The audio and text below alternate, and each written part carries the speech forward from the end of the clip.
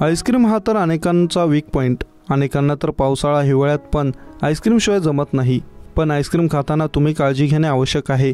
मुंबईतील मालाडमध्ये प्रकरण तसे समोर आले आहे की तुम्ही आईस्क्रीम कोण खाताना 10 विचार कराल. कारण पण तसेच धक्कादायक आहे. कारण या आईस्क्रीममध्ये जे आढळलं त्यामुळे तुम्हाला किळस आल्याशिवाय राहणार नाही. अर्ध्याहून अधिक आईस्क्रीम खाल्ल्यानंतर या महिलेने जे पाहिलं त्यामुळे ती किंचाळली. आता या प्रकरणात पोलीस तपास करत आहेत.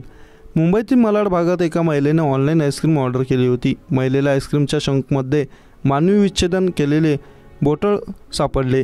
याबाबत महिलेने पोलिसांना माहिती दिली. प्राथमिक तपासात पोलिसांचे म्हणणे आहे की आईस्क्रीम कोनमध्ये मानवी शरीराचे अवयव आहेत. अधिक पुष्टी करण्यासाठी पोलिसांनी आईस्क्रीममध्ये सापडलेला मानवी शरीराचा भाग FSLकडे पाठवला आहे. महिलेने अर्ध्याहून अधिक आईस्क्रीम खाल्ले होते. मात्र काहीतरी गडबड असल्याचे लक्षात येताच तिने त्या आईस्क्रीममध्ये एक मानवी बोट तोडलेले दिसले. सध्या मालाड पोलिसांनी FIR दाखल करून तपास सुरू केला आहे.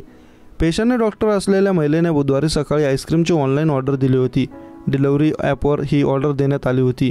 काही वेळानंतर आईस्क्रीम आली. त्यातील वरचा भाग खाल्ल्यानंतर आतमध्ये कोणतीतरी कडक वस्तू असल्याचं तिला जाणवलं. तिने ती बाहेर खेचली तेव्हा ते 2 सेमीचा बोटाचा तुकडा असल्याचे तिच्या लक्षात आलं.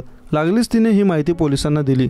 या घटनेने पोलीस पण चक्रावले. आईस्क्रीममधून निघालेला मानवी तुकडा त्यांनी न्यायवैद्यकीय प्रयोगशाळेत पुढील तपासासाठी पाठवला. न्यायवैद्यकीय प्रयोगशाळेच्या अहवालानंतर ते खरंच मानवी बोट होतं की दुसरं काही हे समोर येईल. त्यानंतर खऱ्या अर्थाने तपासाला गती येईल.